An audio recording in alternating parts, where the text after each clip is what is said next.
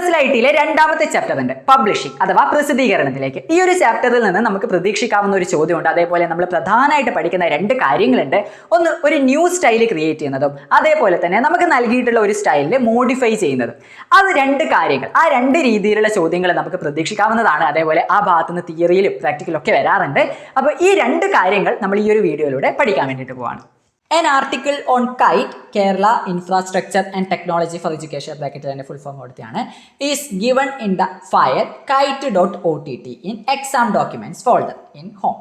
Okay, home exam documents folder kite.ott എന്നൊരു file നൽകിയിട്ടുണ്ട്. Open this file in LibreOffice Writer and create a new heading style. ശ്രദ്ധിക്കണം, new heading style named Kite for all the subheadings in the article with the following attributes.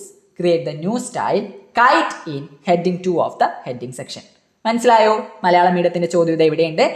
കൈറ്റിനെ കുറിച്ചുള്ള ഒരു ലേഖനം ഹോമിലെ exam ഡോക്യുമെന്റ്സിൽ kite.ott എന്ന ഫയലിൽ നൽകിയിട്ടുണ്ട്. Okay, ഈ file ലിബ്രോഫീസ് റൈറ്ററിൽ തുറന്ന് ഉപശീർഷകങ്ങൾക്ക് അഥവാ സബ് ഹെഡിങ്ങുകൾക്ക് ചുവടെ നൽകിയിരിക്കുന്ന പ്രത്യേകതകൾ ഉൾപ്പെടുത്തി കൈറ്റ് എന്ന പേരിൽ പുതിയൊരു സ്റ്റൈൽ തയ്യാറാക്കുക. കൈറ്റ് എന്ന പേരിൽ പുതിയൊരു സ്റ്റൈൽ നമ്മളോട് തയ്യാറാക്കാനാണ് പറയുന്നത്. ന്യൂ സ്റ്റൈൽ ക്രിയേറ്റ് ചെയ്യുക. ഹെഡിങ് വിഭാഗത്തിലെ ഹെഡിങ് 2ലാണ് പുതിയ സ്റ്റൈൽ ക്രിയേറ്റ് ചെയ്യേണ്ടതെന്നും പറയുന്നുണ്ട്.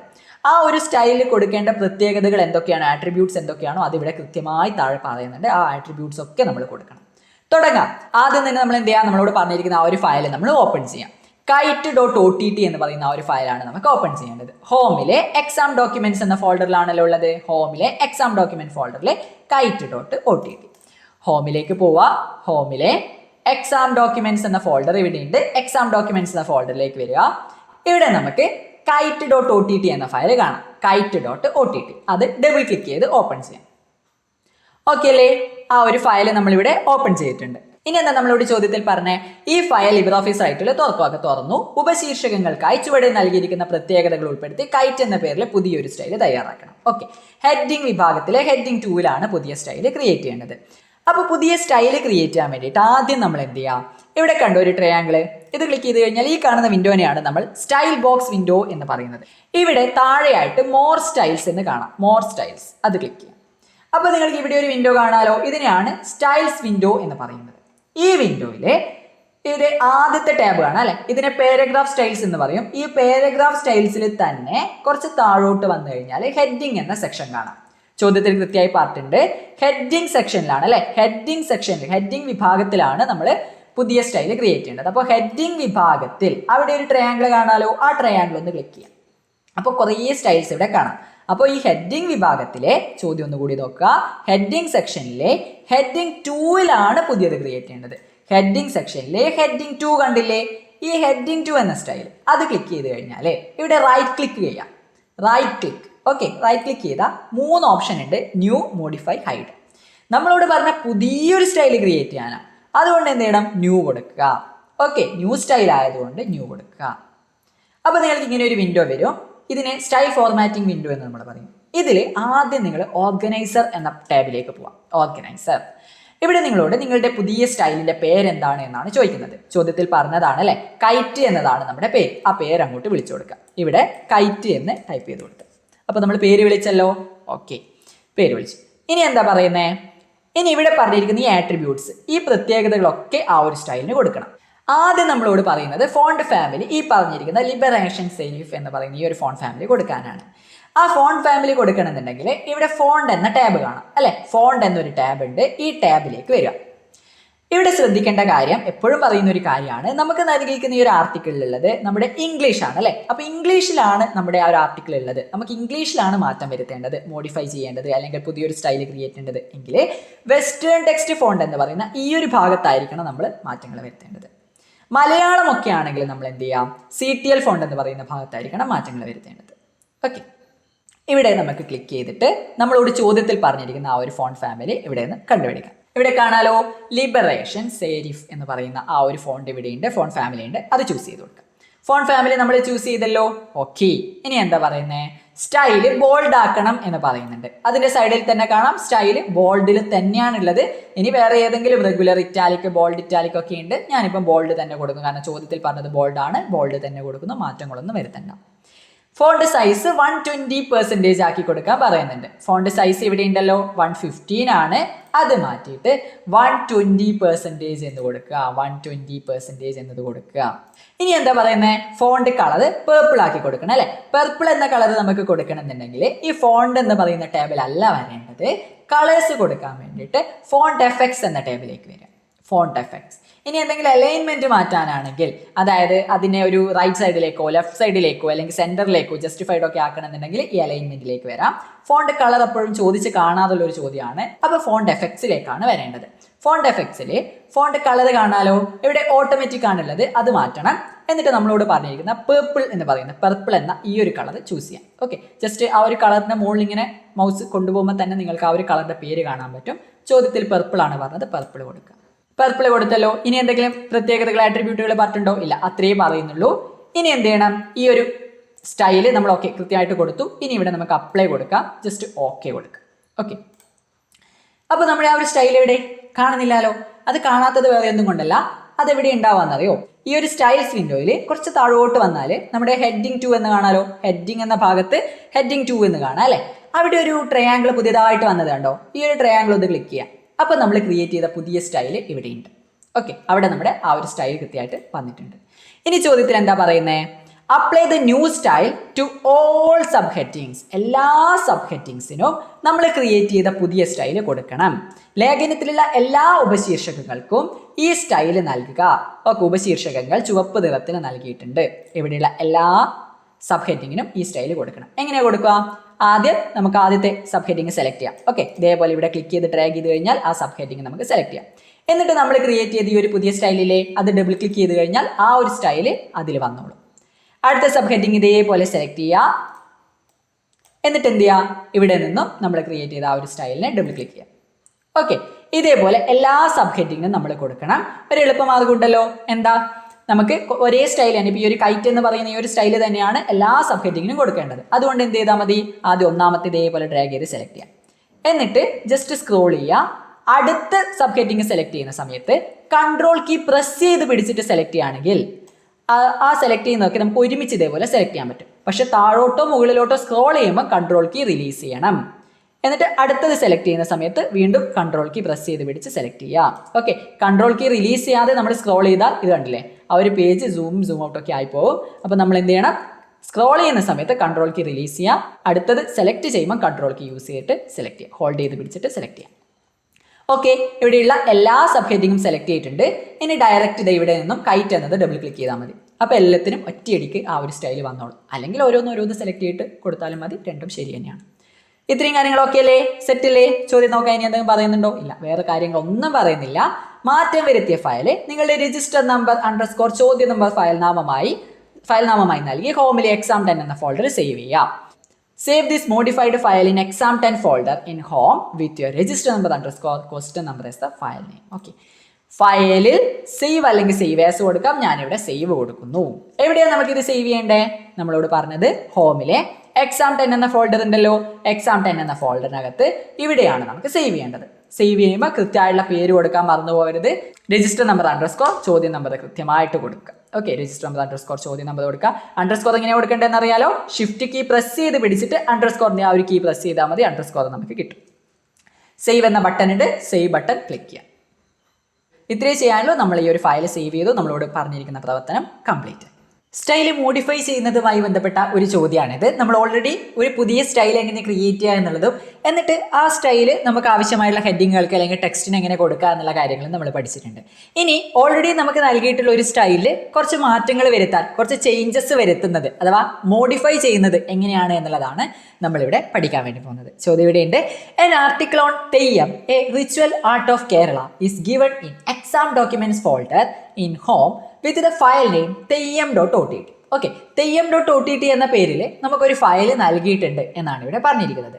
Open this file in LibreOffice Writer and apply the style heading 2 for all subheadings. സബ്ഹെഡിങ് red കളറിൽ കൊടുത്തിട്ടുണ്ട് എന്നും പറയുന്നുണ്ട്. കാര്യം മനസ്സിലായാലേ? അതായത് നമുക്ക് നൽകിയിട്ടുള്ള ആ ഒരു theyyam.ott എന്ന ഫയൽ LibreOffice റൈറ്ററിൽ തുറന്ന് ഉപശീർഷകങ്ങൾക്ക് സബ് ഹെഡിങ്ങിന് ഹെഡിങ് 2 എന്ന സ്റ്റൈല് നൽകണം. ഓക്കെ, തുടർന്ന് ഹെഡിങ് 2 എന്ന സ്റ്റൈലിൽ ചുവടെ നൽകിയ മാറ്റങ്ങൾ വരുത്തുക. Then modify the style heading to according to the given instructions. താഴെ കൊടുത്തിട്ടുള്ള ഈ ഇൻസ്ട്രക്ഷൻസ് അനുസരിച്ചിട്ട് ഹെഡിങ് 2 കുറച്ച് മോഡിഫൈ ചെയ്യാനാണ്, ആ സ്റ്റൈലിൽ കുറച്ച് ചേഞ്ചസ് വരുത്താനാണ് പറയുന്നത്. എന്നിട്ട് ആ ഒരു ഫയൽ സേവ് ചെയ്യണം. ഓക്കെ അല്ലേ? നമുക്ക് തുടങ്ങാം. ആദ്യം നമ്മുടെ തെയ്യം.ott എന്ന ഫയൽ ഓപ്പൺ ചെയ്യാം. ഒന്നുകിൽ നിങ്ങൾക്ക് എന്ത് ചെയ്യാം, എക്സാം ഡോക്യുമെന്റ്സ് എന്ന ഫോൾഡറിൽ പോയിട്ട് തെയ്യം.ott എന്ന ഫയൽ ഓപ്പൺ ചെയ്തെടുക്കാം. അല്ലെങ്കിൽ എന്ത് ചെയ്താൽ മതി, ആദ്യം നിങ്ങൾ ലിബ്രിയോഫീസ് റൈറ്റർ ഓപ്പൺ ചെയ്യാം ഡയറക്റ്റ്. എന്നിട്ട് അതിൽ ഫയലിൽ ഓപ്പൺ വഴി തെയ്യം.ott ഓപ്പൺ ചെയ്യാം. ഏത് രീതിയിൽ നിങ്ങൾക്ക് ചെയ്യാം. ഞാനിപ്പോൾ എന്തായാലും ലിബ്രിയോഫീസ് റൈറ്റർ ഓപ്പൺ ചെയ്തിട്ട് അതുവഴി എങ്ങനെയാണ് തെയ്യം.ott എന്ന ഫയൽ തുറക്കുക എന്ന് പറഞ്ഞുതരാം. ആദ്യം ലിബ്രിയോഫീസ് റൈറ്റർ ഓപ്പൺ ചെയ്യാം. Applications, office, LibreOffice writer. Applications, office, LibreOffice writer. Okay, അപ്പോൾ നമുക്ക് ഇങ്ങനെ ഒരു ബ്ലാങ്ക് പേജാണ് കിട്ടുക. ഇവിടെയല്ല നമുക്ക് ചെയ്യേണ്ടത്, നമ്മളോട് പറഞ്ഞിട്ടുള്ള ചോദ്യത്തിൽ പറഞ്ഞ തെയ്യം.ott എന്ന് പറയുന്ന തെയ്യം.ott എന്ന ആ ഒരു ഫയൽ എക്സാം ഡോക്യുമെന്റ്സ് എന്ന ഫോൾഡറിൽ നിന്ന് ഓപ്പൺ ചെയ്യണം അല്ലെ. ഹോമിലാണ് ആ ഒരു എക്സാം ഡോക്യുമെന്റ്സ് എന്ന ഫോൾഡർ ഉള്ളത് എന്ന് പറഞ്ഞിട്ടുണ്ട്. അപ്പോൾ ആ ഒരു ഫയൽ ഇങ്ങോട്ടേക്ക് ഓപ്പൺ ചെയ്യാൻ വേണ്ടിയിട്ട് ഫയലിൽ ഓപ്പൺ കൊടുക്കുക. ഫയലിൽ ഓപ്പൺ, നേരെ ഹോമിലേക്ക് വരിക. ഹോമിലെ എക്സാം ഡോക്യുമെന്റ്സ് എന്ന ഫോൾഡർ ഉണ്ട്. എക്സാം ഡോക്യുമെന്റ്സ് എന്ന ഫോൾഡർ ഓപ്പൺ ചെയ്യുക. അതിനകത്ത് കുറച്ച് താഴോട്ട് ഇവിടെ തെയ്യം.ott എന്ന ഫയൽ കാണാൻ പറ്റും. അത് ഡബിൾ ക്ലിക്ക് ചെയ്ത് ഓപ്പൺ ചെയ്യാം, അല്ലെങ്കിൽ അതിൽ ക്ലിക്ക് ചെയ്തിട്ട് താഴെയുള്ള ഓപ്പൺ എന്ന ബട്ടൺ കൊടുത്താലും മതി. എങ്ങനെ വേണമെങ്കിലും ഓപ്പൺ ചെയ്യാം. അപ്പോൾ നമ്മളോട് പറഞ്ഞ തെയ്യം.ott എന്ന ആ ഒരു ഫയൽ നമ്മളിവിടെ ഓപ്പൺ ചെയ്ത് വെച്ചിട്ടുണ്ട്. ഓക്കെ, ഇനി എന്താ നമ്മളോട് പറഞ്ഞേ, ചോദ്യം ശ്രദ്ധിച്ചു നോക്കുക. തുടർന്ന് ഉപശീർഷകങ്ങൾക്ക് ഹെഡിങ് 2 എന്ന സ്റ്റൈൽ നൽകുക. Open this file in LibreOffice writer and apply the style heading 2 for all sub headings. എല്ലാ സബ് ഹെഡിങ്സിനും ഹെഡിങ് 2 എന്ന സ്റ്റൈൽ അപ്ലൈ ചെയ്യണം. അപ്പോൾ സബ് ഹെഡിങ് റെഡ് കളറിൽ കൊടുത്തിട്ടുണ്ടല്ലോ. ഈ ഒരു സബ് ഹെഡിങ് ഇതേപോലെ സെലക്ട് ചെയ്യാം. ജസ്റ്റ് ഇവിടെ ക്ലിക്ക് ചെയ്യുക, ഒന്ന് ഡ്രാഗ് ചെയ്താൽ മതി. ക്ലിക്ക് ചെയ്ത് പ്രസ് ചെയ്ത് പിടിച്ച് ഇങ്ങനെ ഡ്രാഗ് ചെയ്താൽ അത് നമുക്ക് സെലക്ട് ആയി കിട്ടും. എന്നിട്ട് എന്ത് ചെയ്യുക, ഇവിടെ ക്ലിക്ക് ചെയ്തിട്ട് ഇതാണ് നമ്മുടെ സ്റ്റൈൽ ബോക്സ് വിൻഡോ. ഈ സ്റ്റൈൽ ബോക്സ് വിൻഡോയിൽ നിന്നും ഹെഡിങ് 2 എന്ന സ്റ്റൈൽ ചൂസ് ചെയ്യാം. ഹെഡിങ് 2 എന്ന സ്റ്റൈൽ ചൂസ് ചെയ്യാം. ഓക്കെ, അടുത്തയിലേക്ക് പോവുക. അടുത്ത ഹെഡിങ് ഇതേപോലെ സെലക്ട് ചെയ്യുക. അടുത്ത സബ് ഹെഡിങ് സെലക്ട് ചെയ്യുക. എന്നിട്ട് ഇവിടെ നിന്ന് ഹെഡിങ് 2 എന്ന സ്റ്റൈൽ ചൂസ് ചെയ്യാം. അങ്ങനെ ഓരോ സബ് ഹെഡിങ്ങിനും ഹെഡിങ് 2 എന്ന സ്റ്റൈൽ കൊടുക്കുക. ഒരു സ്റ്റൈൽ തന്നെ ഒരുമിച്ച് നമുക്ക് എല്ലാത്തിലും കൊടുക്കണമെങ്കിൽ ഒരു മാർഗ്ഗം ഉണ്ടല്ലോ. ആദ്യം എന്താ ചെയ്യേണ്ടത്, ആദ്യം നമ്മുടെ ഒരു ടെക്സ്റ്റ് നമുക്ക് കൊടുക്കേണ്ട ഒരു ടെക്സ്റ്റ് അല്ലെങ്കിൽ ഹെഡിങ് നമ്മൾ സെലക്ട് ചെയ്യുക. എന്നിട്ട് കൺട്രോൾ കീ പ്രസ് ചെയ്തിട്ട് അടുത്ത ഹെഡിങ് സെലക്ട് ചെയ്യാം. ഓക്കെ, കൺട്രോൾ കീ പ്രസ് ചെയ്തുകൊണ്ട് തന്നെ അടുത്ത ഹെഡിങ് സെലക്ട് ചെയ്യാം. സ്ക്രോൾ ചെയ്യുന്ന സമയത്ത് കൺട്രോൾ കീ റിലീസ് ചെയ്യണം, അത് മറന്നു പോകരുത്. ഓക്കെ, സെലക്ട് ചെയ്യുന്ന സമയത്ത് കൺട്രോൾ കീ പ്രസ് ചെയ്ത് സെലക്ട് ചെയ്യുകയാണെങ്കിൽ അതൊക്കെ ഒരുമിച്ച് നമുക്ക് സെലക്ട് ചെയ്യാൻ പറ്റും. സെലക്ട് ചെയ്തല്ലോ. ഇനി എന്ത് വേണം, ഇതാ ഇവിടെ ക്ലിക്ക് ചെയ്തിട്ട് സ്റ്റൈൽ ബോക്സ് വിൻഡോയിൽ നിന്നും ഹെഡിങ് 2 എന്ന ഈ ഒരു സ്റ്റൈൽ കൊടുക്കുക. അപ്പോൾ എല്ലാത്തിനും നമ്മൾ ഹെഡിങ് 2 എന്ന ആ ഒരു സബ് ഹെഡിങ്ങിന് മുഴുവനായിട്ട് നമ്മൾ ഹെഡിങ് 2 എന്ന സ്റ്റൈൽ കൊടുത്തിട്ടുണ്ട്. ഓക്കെ അല്ലേ? അത്രയും ചെയ്തു. ഇനി എന്താ പറഞ്ഞേ, then modify the style heading 2 according to the given instruction. തുടർന്ന് ഹെഡിങ് 2 എന്ന സ്റ്റൈലിൽ ചുവടെ നൽകിയ മാറ്റങ്ങൾ വരുത്തണം. ഓക്കെ, അപ്പോൾ എന്ത് ചെയ്യാം, നമ്മൾ ആദ്യം നമുക്ക് ആ ഒരു ഹെഡിങ് 2 മാറ്റങ്ങൾ വരുത്തണമെങ്കിൽ സ്റ്റൈൽസ് വിൻഡോ ഓപ്പൺ ചെയ്യണം. അതിനുവേണ്ടി സ്റ്റൈൽ ബോക്സ് വിൻഡോയിൽ നിന്നും ഇവിടെ താഴെ മോർ സ്റ്റൈൽസ് എന്ന് കാണാം. മോർ സ്റ്റൈൽസ്, അത് ക്ലിക്ക് ചെയ്യാം. അപ്പോൾ നമുക്ക് ഇവിടെ കാണുന്ന ഈ ഒരു വിൻഡോനെയാണ് നമ്മൾ സ്റ്റൈൽസ് വിൻഡോ എന്ന് പറയുന്നത്. ഈ സ്റ്റൈൽസ് വിൻഡോയിൽ നമ്മളോട് പറഞ്ഞത് ഹെഡിങ് 2 എന്ന സ്റ്റൈലിലാണ് ഈ മാറ്റങ്ങളൊക്കെ വരുത്തേണ്ടത് അല്ലെ. Modify the style heading 2. Heading 2 എന്ന സ്റ്റൈൽ ഇവിടെ നിന്ന് തപ്പി കണ്ടുപിടിക്കണം. ഇവിടെ തന്നെയായിട്ട് ഹെഡിങ് 2 എന്ന സ്റ്റൈൽ ഇവിടെ ഉണ്ട് അല്ലെ. നിങ്ങളോട് എന്താണോ പറയുന്നത് ആ സ്റ്റൈൽ ഇവിടെ നിന്ന് നോക്കാം. ഈ ഹെഡിങ് 2 എന്ത് ചെയ്യുക, റൈറ്റ് ക്ലിക്ക് ചെയ്യുക. റൈറ്റ് ക്ലിക്ക് ചെയ്ത് കഴിഞ്ഞാൽ 2 ഓപ്ഷൻസ് ഉണ്ട്, ന്യൂ, മോഡിഫൈ. പുതിയൊരു സ്റ്റൈൽ ക്രിയേറ്റ് ചെയ്യുകയാണെങ്കിൽ നമ്മൾ ന്യൂ ആണ് കൊടുക്കേണ്ടത്, അത് നമുക്കറിയാം. ഇപ്പോൾ ഇവിടെ പറഞ്ഞിരിക്കുന്നത് എന്താ, നമ്മളോട് ചേഞ്ചസ് വരുത്താൻ വേണ്ടിയാണ്, മാറ്റങ്ങൾ വരുത്താൻ വേണ്ടിയാണ്, മോഡിഫൈ ചെയ്യാൻ വേണ്ടിയാണ്. അതുകൊണ്ട് എന്ത് ചെയ്യുക, മോഡിഫൈ കൊടുക്കുക. അപ്പോൾ നമുക്ക് കിട്ടുന്ന ഈ ഒരു വിൻഡോനെയാണ് നമ്മൾ സ്റ്റൈൽ ഫോർമാറ്റിംഗ് വിൻഡോ എന്ന് പറയുന്നത്. എന്തൊക്കെയാണ് മാറ്റങ്ങൾ വരുത്തേണ്ടത്, ചോദ്യം ശ്രദ്ധിക്കുക. Font family Nimbus Sans L എന്ന് പറയുന്ന ഈ ഒരു ഫോണ്ട് ഫാമിലി കൊടുക്കാൻ പറയുന്നുണ്ട്. ഓക്കെ, ഫോണ്ട് ഫാമിലി കൊടുക്കാൻ വേണ്ടിയിട്ട് നേരെ ഫോണ്ട് എന്ന ടാബിലേക്ക് വരിക. ഓക്കെ, നമുക്ക് നൽകിയിട്ടുള്ളത് ഇംഗ്ലീഷ് ആണ്.